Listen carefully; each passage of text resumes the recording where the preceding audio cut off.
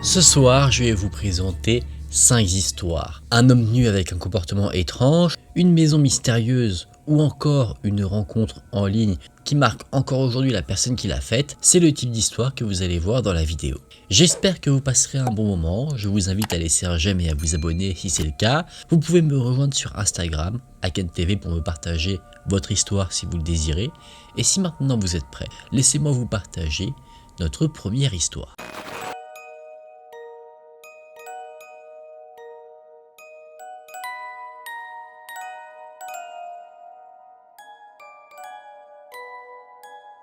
La première histoire que je vais vous partager sera celle de quelqu'un dont nous a fait part Mathieu.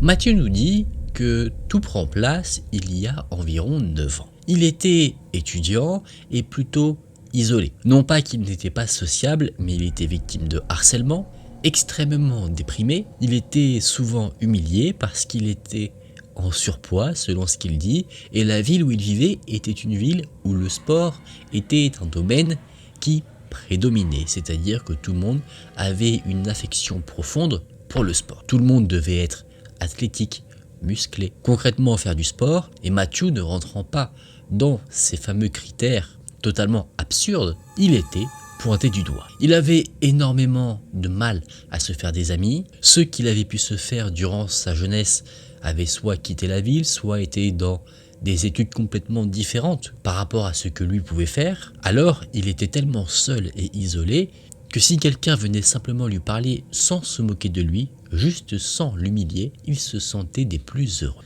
Alors, ne trouvant pas des amis dans la vraie vie, Mathieu s'est réfugié sur internet. Il adorait parcourir des forums en lien avec des univers qu'il affectionnait, et c'est sur internet qu'il espérait se faire des amis, ne pas être jugé et partager des passions communes avec d'autres. Un jour, Mathieu était dans la salle informatique de là où il faisait ses études. Il était en train de parcourir un forum et à un moment donné, il a laissé un commentaire sur un fanart. Un fanart, c'est un dessin d'un personnage d'un univers quelconque réalisé par un fan de cet univers en question. Mathieu trouvait le dessin extrêmement bien réalisé, alors il l'a signalé à son auteur et assez rapidement, la personne à l'origine de ce dessin lui a répondu. Mathieu était très heureux. Comme dit un peu plus tôt, quand quelqu'un lui parlait sans pour autant l'humilier, il se sentait profondément heureux. Là, il voyait ici un moyen de faire connaissance avec quelqu'un qui partageait une même passion. Alors, il y a eu un échange de commentaires, ici et là, pendant un moment, et plus tard, Mathieu a dû retourner en classe. Et après, il a pris son ordinateur portable pour regarder s'il avait eu de nouveaux messages, et c'était bien le cas. Cette fois-ci, on ne lui avait pas envoyé un message via les commentaires du forum, mais directement un message privé. Et la personne qui lui a envoyé ce fameux message était la personne à l'origine du dessin, la personne avec qui Mathieu parlait depuis un petit peu de temps. Cette personne était une femme qui se présentait sous le nom de Hélène. Dans ce message, Hélène se présentait, elle disait qu'elle avait 2 ans de plus que notre jeune ami, et visiblement, Hélène et Mathieu avaient énormément de choses en commun. Alors, très heureux, Mathieu a commencé à discuter avec Hélène, non plus sur son ordinateur, mais le reste de la journée sur son téléphone. Il avoue qu'il n'a rien écouté au cours du reste de la journée. Pendant un moment, Hélène et Mathieu ont discuté, pendant une semaine au moins, et au bout d'un moment, Hélène demande à Mathieu de concrétiser un peu plus leur relation. Je ne parle pas là de couple, mais d'utiliser un autre système de messagerie, pas d'utiliser le système de messages privés d'un forum, mais utiliser vraiment quelque chose de dédié, comme par exemple Skype ou autre chose. D'abord, c'était des messages écrits, mais au bout d'un moment, Hélène a demandé si elle et Mathieu pouvaient échanger via appel vocal. Mathieu, c'était quelque chose qui le rendait assez nerveux. Il n'avait pas l'habitude d'être bien traité, bien considéré, alors naturellement il avait un certain stress. Mais Hélène étant assez insistante sur ce point, Mathieu a finalement accepté. Ils se sont donc appelés par le système de messagerie, ils ont fait un appel vocal et au bout d'une heure, tout se passait très bien. Hélène a demandé si là, il pouvait faire un appel vidéo. Mathieu est d'accord. Pour plusieurs raisons. Déjà, il a entendu la voix d'Hélène, il est assez rassuré, et il voulait également s'assurer qu'il avait en face de lui une vraie personne, vraiment la fameuse Hélène. Alors l'appel se fait, et déjà, il est rassuré. Il a en face de lui une jeune femme qui semble avoir à peu près le même âge que lui. La conversation se passait très bien, il y avait vraiment un feeling pendant la conversation, comme si Matthew et Ellie se connaissaient depuis très longtemps, ils riaient facilement, ils pouvaient parler de tout, et donc au début la conversation tournait beaucoup autour des passions communes, mais après ça a commencé à dériver sur des choses de la vie privée. Par exemple, où Matthew faisait ses études, où Ellie aussi faisait ses études. Ils ont commencé aussi à se partager des photos. Rien de bizarre, simplement des photos amusantes avec des filtres, ce genre de choses. Et toute cette situation a duré pendant 6 mois. Donc jusque-là, en soi, rien d'étrange à déclarer. Au bout de ces 6 mois, Ellie a demandé à Matthew s'il souhaitait rencontrer ses amis. Des personnes qui s'intéressent aux mêmes choses que lui. Comme ça, il pourrait élargir son cercle de connaissances. Matthew, ayant maintenant confiance en Ellie et excité à l'idée de se faire des amis, a accepté. C'était encore une fois une rencontre qui s'est faite en ligne. Donc une sorte de salon vocal a été créé où il y avait les fameux amis d'Ellie ainsi qu'Ellie. Matthew a accédé à ce salon vocal et là il a eu un mauvais pressentiment. Le sentiment de bien-être qu'il avait en compagnie d'Ellie ici a disparu. Il se sentait en complète insécurité. Tout le monde semblait pourtant très gentil. Ellie avait bien vendu ses amis, elle avait assuré qu'on pouvait leur faire confiance, mais Matthew avait quand même ce sentiment désagréable, comme si son instinct lui disait qu'il y avait quelque chose qui n'allait pas. Et ce sentiment de malaise venait de quelque chose. C'est que les amis de la fameuse Ellie étaient bien plus âgés que notre ami Matthew. Parce que la chose que vous ignoriez jusqu'à présent, c'est que Matthew était quelqu'un de très jeune. Il était, en termes d'études, au niveau collège. Il s'était séparé de ses amis qui s'étaient faits pendant la période équivalente à la primaire parce qu'ils avaient déménagé ou ils avaient été acceptés ailleurs. Et donc, dans ce salon vocal, les personnes qui étaient avec lui étaient tous âgés de 18, 19, voire même de 20 ans. Et là, vous constatez qu'il y a un problème. Matthew, voulant s'intégrer, a demandé à tout le monde comment ils s'étaient rencontrés et tous se sont rencontrés un peu comme Matthew a rencontré Ellie, c'est-à-dire sur des forums, sur des univers différents. Ce sont leurs passions qui les ont rapprochés. Mais ces fameuses personnes restaient assez évasives. On sentait qu'ils ne dévoilaient pas toutes les informations. Matthew, étant jeune, ne voit pas directement les signes d'alarme qui se dressent devant lui. Et au fur et à mesure du temps, Matthew a été régulièrement invité à faire ces fameux appels vocaux ou vidéos avec ces différentes personnes. Et à chaque fois, il dit que ce n'était pas vraiment un très bon moment. Les conversations n'étaient pas structurées, c'était vraiment, selon ce qu'il dit, un chaos, il y avait des bruits de fond, c'était vraiment pas agréable. Et même dans les conversations par écrit, ces personnes étant plus âgées que lui, n'hésitaient pas à lâcher des gros mots, lui qui n'était pas habitué à en utiliser était assez choqué, et même certains sujets assez obscènes étaient mis sur la table, ce qui mettait extrêmement mal à l'aise notre cher ami. Mais Matthew dans notre histoire est quelqu'un qui est dans la vraie vie complètement solitaire et isolé, donc il voit là des gens avec qui il peut se rapprocher. Il se dit qu'il pourrait se faire des amis, même si ces personnes-là ne le traitent pas vraiment comme un ami. À chaque fois que Matthew essaye d'engager une conversation, il n'est pas vraiment écouté. C'est comme s'il était là sans être vraiment là. Matthew essayait donc de se réfugier auprès d'Ellie, la personne avec qui il avait initialement noué un lien, mais rapidement, il s'est rendu compte qu'Ellie était un peu dans le même délire que ces individus, à dire beaucoup de gros mots, faire des blagues obscènes. Et d'ailleurs, petit à petit, Matthew s'est rendu compte qu'Ellie était en train de s'éloigner de lui. Elle parlait beaucoup plus avec les autres amis. Donc il se retrouve dans une situation extrêmement délicate. C'est qu'il est isolé dans la vraie vie, mais il commence également à se sentir isolé sur internet, là où il cherchait de base du réconfort. Alors, assez attristé, Matthew a décidé de parler avec Ellie en privé pour se confesser vis-à-vis de ce qu'il ressentait. Et Ellie a commencé à devenir agressive, à dire que Matthew était jaloux, égoïste, qu'il n'avait pas à lui dire à qui elle pouvait parler ou pas. Matthew a essayé de dire que ce n'était pas ce qu'il voulait dire, mais Ellie, sous la colère, a raccroché. Pendant un mois, Matthew n'a eu aucune nouvelle de sa jeune femme. Il était complètement attristé. C'était sa seule amie, donc là il la perdait, ce qui l'a fait profondément déprimé. Et c'est au bout de ça un mois que Ellie a repris contact avec Matthew, et en entendant sa voix, Matthew a carrément pleuré au téléphone tellement il était triste. Il s'est excusé de son comportement, même s'il n'a pas eu en soi un comportement déplacé. Et Ellie a dit qu'elle avait besoin de prendre un peu de temps, c'est pour ça qu'elle n'a pas donné de nouvelles, mais qu'elle allait faire des efforts et lui parler un peu plus, essayer de prendre en considération ce qu'il a pu lui dire par le passé. Et effectivement, il y a eu un changement de comportement de la part de Ellie. Elle a plus parlé à Matthew, mais Matthew ne s'attendait pas à ce qu'il allait entendre. Il pensait initialement qu'ils allaient reparler de ce qui avait créé cette amitié, c'est-à-dire des passions communes, échanger sur ce genre de choses, mais non. Ellie a commencé à se confier sur des choses très personnelles, elle a commencé à raconter qu'elle souffrait de dépression, qu'elle ne se sentait pas bien, et Matthew, en bon ami, a dit qu'à chaque moment, si elle le désirait, elle pouvait venir lui parler pour se changer les idées ou se confier. Alors, suite à cela, quasiment tous les jours, Ellie contactait Matthew et elle racontait absolument tout. Les problèmes qu'elle avait avec sa mère, à quel point sa vie était horrible, de la haine qu'elle éprouvait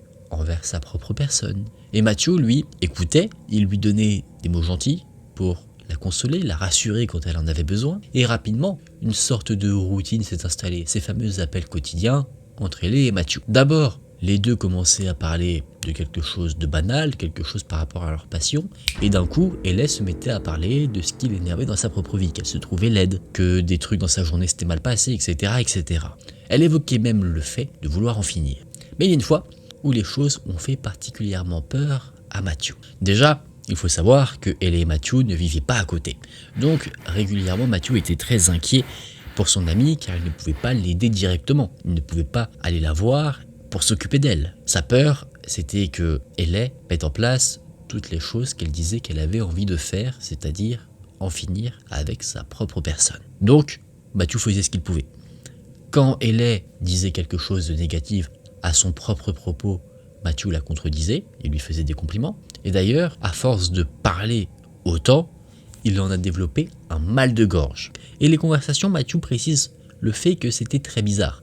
D'abord, Ellie lui parlait d'un sujet très banal, il parlait ensuite du mal-être de la jeune femme, et derrière, il repartait comme ça, sur un sujet banal. Du coup, Matthew, évidemment, avait un peu de mal à suivre. Ça a continué, Ellie commençait à appeler de plus en plus longtemps, et même parfois à envoyer des messages extrêmement tard. On rappelle que Matthew, lui, est à peu près au niveau du collège, donc il a quand même ses cours, etc.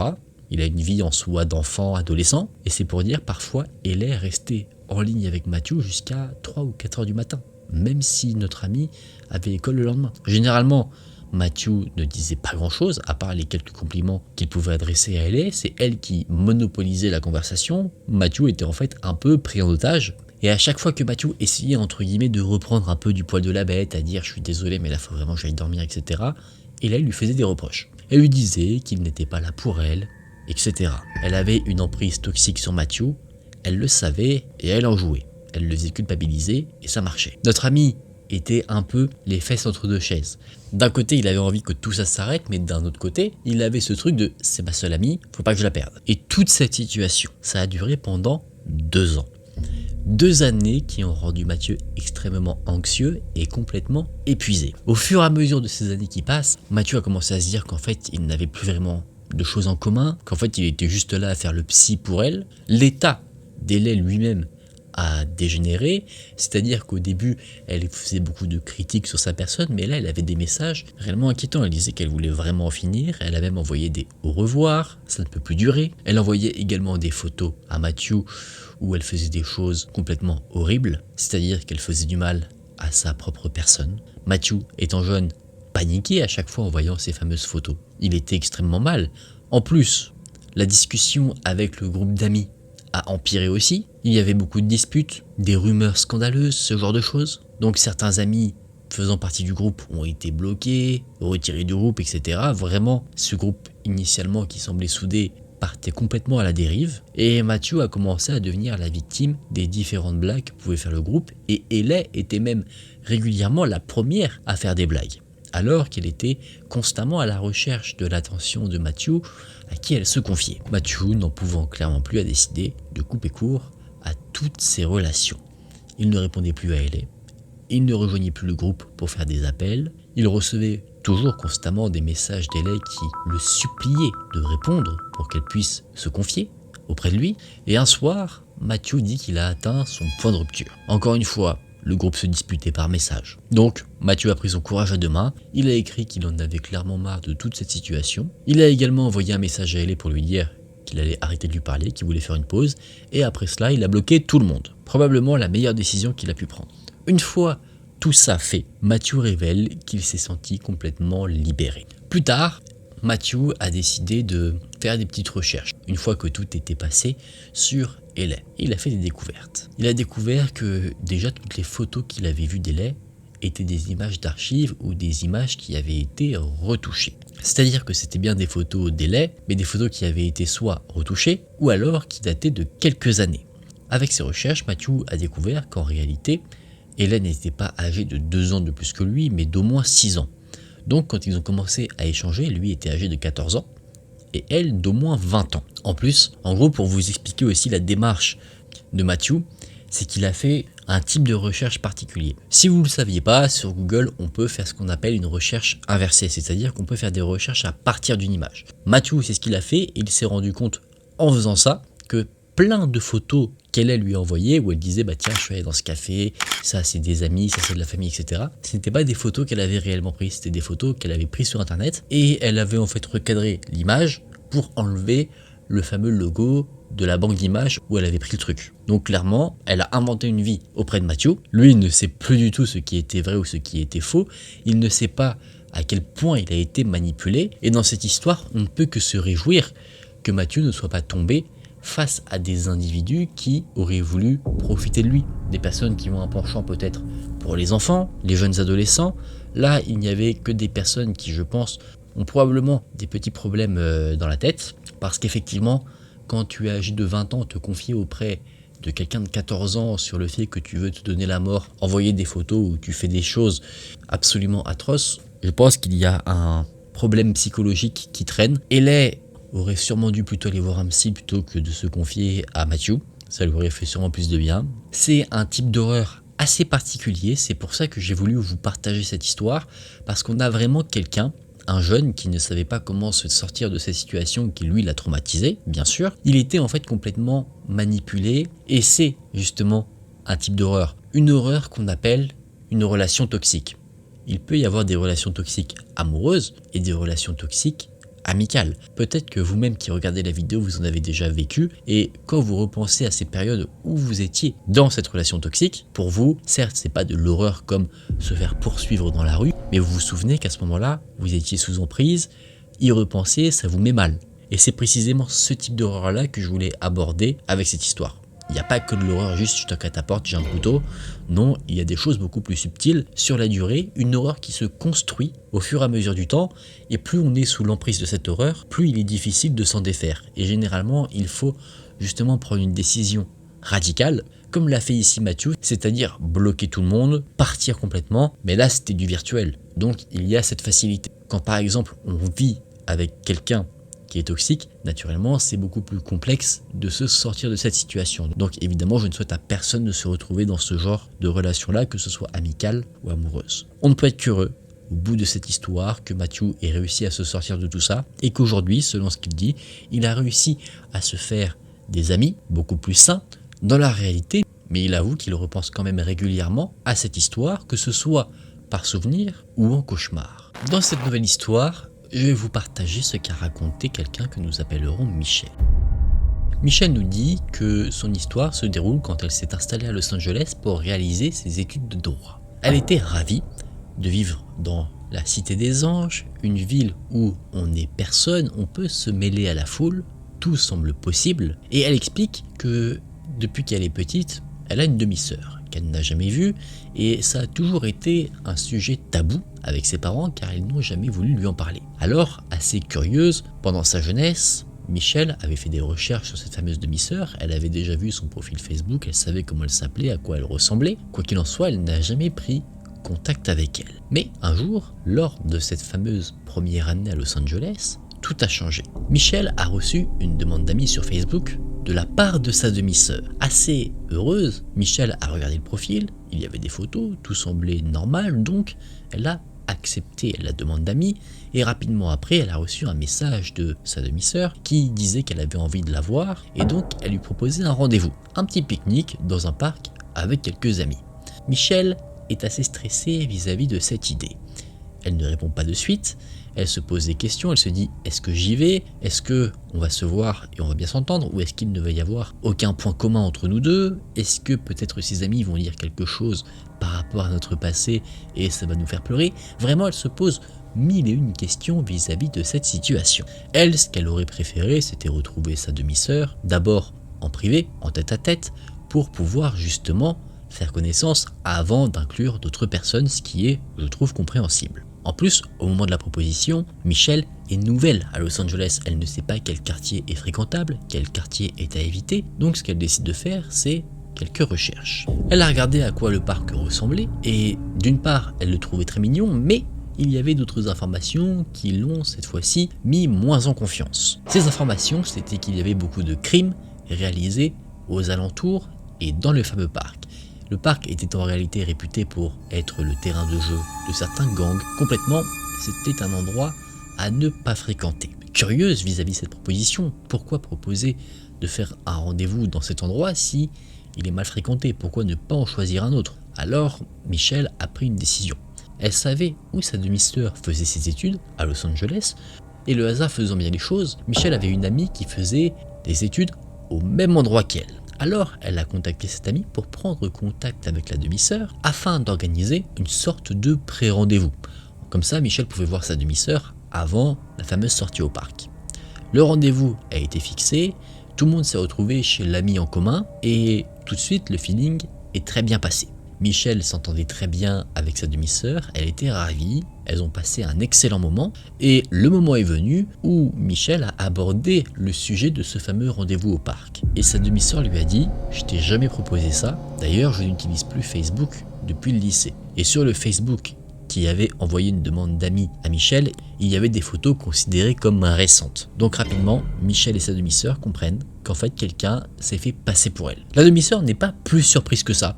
Apparemment c'est déjà arrivé, une de ses amies s'est même déjà fait arnaquer par rapport à ça, arnaquer de l'argent, mais Michelle se dit que dans ces circonstances à elle, quelqu'un voulait l'attirer dans un endroit très mal fréquenté, donc on peut supposer évidemment que les intentions de cette personne n'étaient clairement pas saines. Elle n'a aucune idée de ce que pouvaient être les motivations de cette personne, mais elle préfère se préserver et ne jamais le savoir. Clairement dans cette histoire, heureusement que Michelle a pris des précautions avant.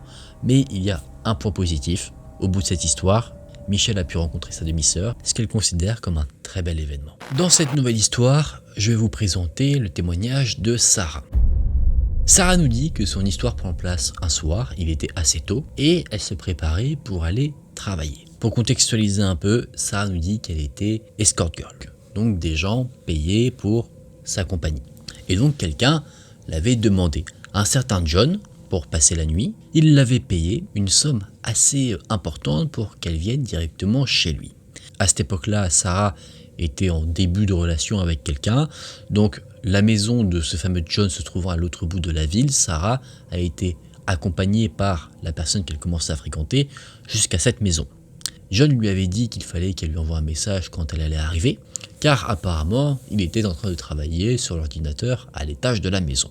Généralement, le partenaire de Sarah, lui, patientait pendant que elle travaillait. Mais dès que le couple est arrivé devant la maison du fameux John, un sentiment de malaise s'est emparé d'eux. Un peu inquiète, Sarah a envoyé un message à John, la personne qui l'a payé, pour lui dire qu'elle était là, mais elle n'a eu aucune réponse. Sarah est donc sortie du véhicule, son partenaire l'a accompagnée jusqu'à la porte. La porte d'entrée était en bois massif, extrêmement imposante.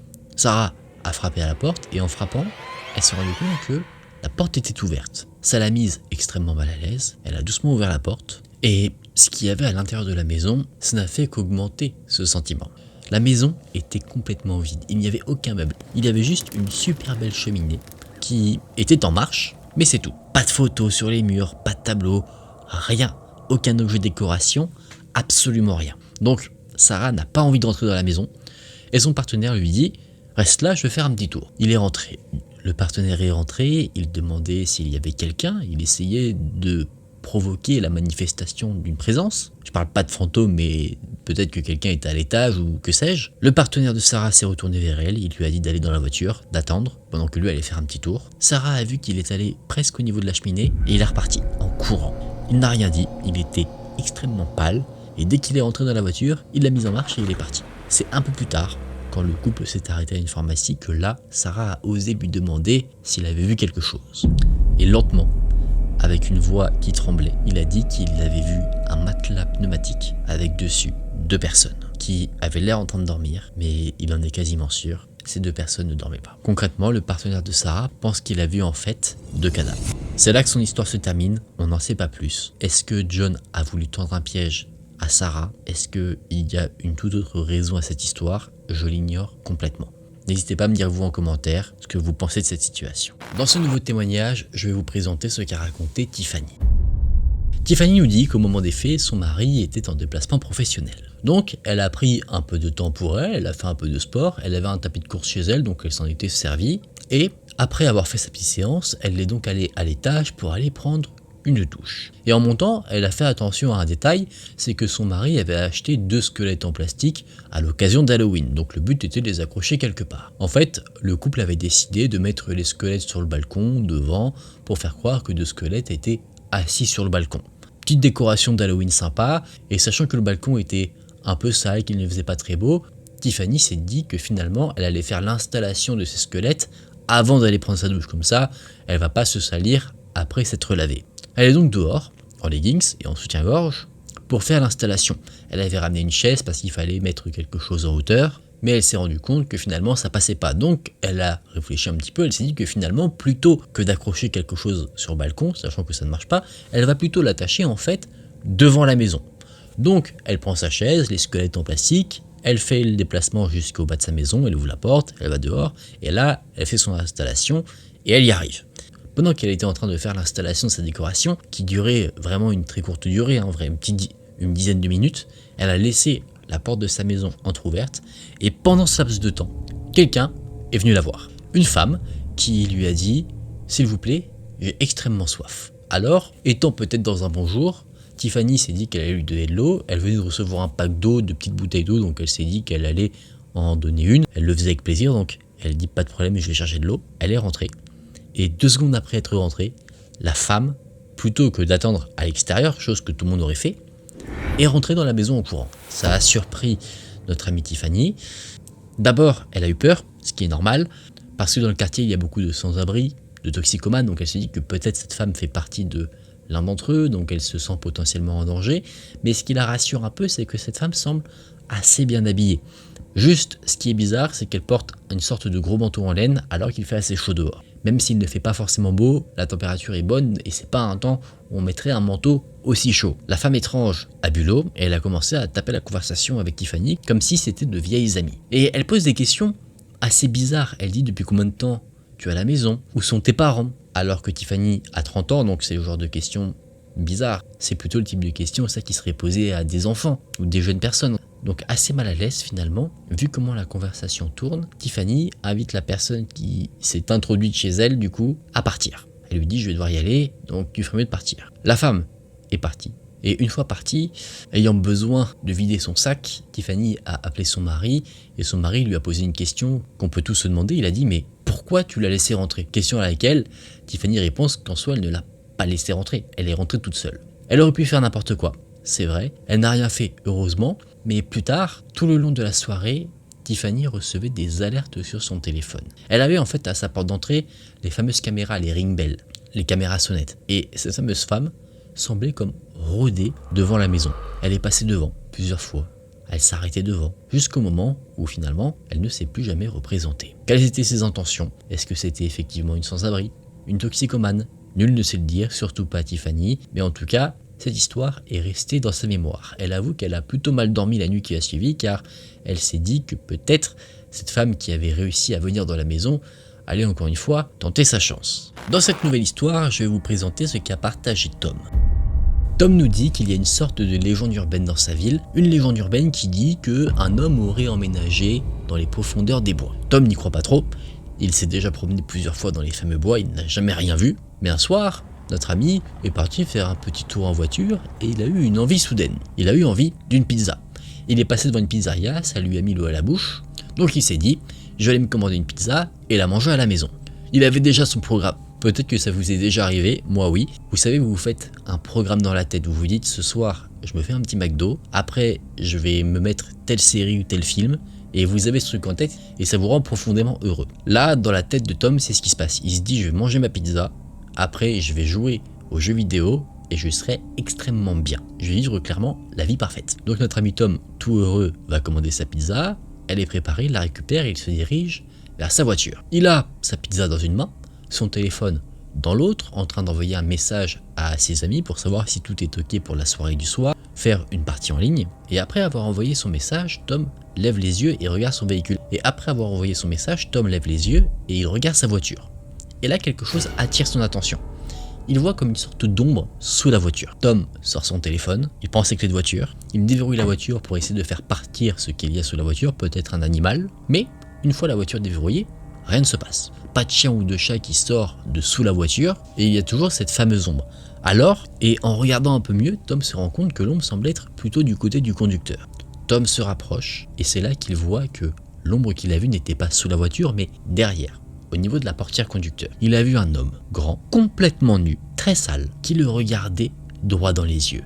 Il était accroupi à côté de la portière, comme s'il souhaitait se cacher. Tom dit qu'initialement, il n'est pas apeuré de grand chose, mais là, la situation l'a tellement surpris que oui, il a peur. Cet homme avait les yeux bombés, comme s'ils étaient injectés de sang, et aussi, je vais le redire, il était nu. Donc, par instinct, par réflexe, Tom fait un petit bond en arrière. Et pendant ce processus-là, il a le réflexe de bouger un peu ses mains, et donc la pizza qu'il avait dans la main tombe au sol. Là, Tom reprend un peu ses esprits, il crie à l'homme de partir. L'homme, lui, regarde Tom droit dans les yeux, et ensuite il pose les yeux sur la pizza qui est tombée au sol. L'homme regarde Tom de nouveau, et là, il commence à courir. Mais pas vers Tom, il fonce sur la pizza. Il l'attrape, et il s'enfuit sur la route, la pizza dans les mains. Tom ne l'a pas suivi, il suppose que cet homme a couru jusque dans les bois. Notre ami, très bouleversé de ce qu'il vient de voir, verrouille sa voiture, et il fonce vers la pizzeria. Il y reste un moment, il raconte ce qu'il s'est passé, les employés de la pizzeria le voient complètement déboussolé, et quand Tom raconte son histoire, les employés ne le croient pas. Ça semble un peu trop gros, trop bizarre pour être vrai. Et c'est une fois que la tension est descendue que là la peur fait place à la colère pour Tom. Car cet homme vient de lui gâcher la fameuse soirée qu'il avait envisagée. La pizza a disparu. Donc cette fois-ci, Tom recommande une pizza. Il fonce à sa voiture, il ne veut pas avoir affaire à un homme bizarre et tout nu. Il arrive à son véhicule et il rentre chez lui. Et bien qu'il était en colère, ce qu'il a vécu, ça lui est resté en tête. Et par réflexe, certainement en tout cas, quand il est rentré chez lui, il a verrouillé toutes les portes, il s'est assuré que toutes les fenêtres étaient bien fermées, alors qu'il était en soi impossible que cet homme nu, qui était à pied, ait réussi à le suivre jusqu'à chez lui. Mais c'est la petite graine de l'arbre de la peur qui avait été plantée là dans la tête de notre ami et qui lui a poussé à faire tout ça. Finalement, Tom a pu profiter de sa soirée qu'il avait envisagée, cette belle soirée, bien qu'elle ait commencé d'une manière assez particulière, une manière qui, on peut en être sûr, il ne s'attendait pas du tout. Est-ce que cet homme est la fameuse personne de la légende urbaine ? Peut-être que c'est un homme qui vivait dans les bois, peut-être que ça n'a rien à voir, mais quoi qu'il en soit, c'est une histoire qui a profondément marqué notre cher ami.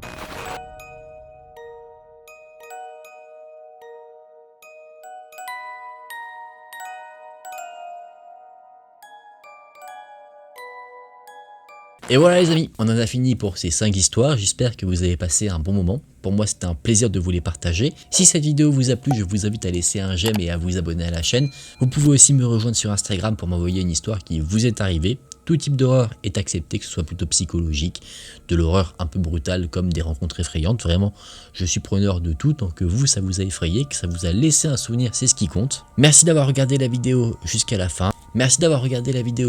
J'ai passé un très bon moment en votre compagnie. Moi je vous dis à très vite dans une prochaine vidéo. Prenez soin de vous, c'était Haken. Salut!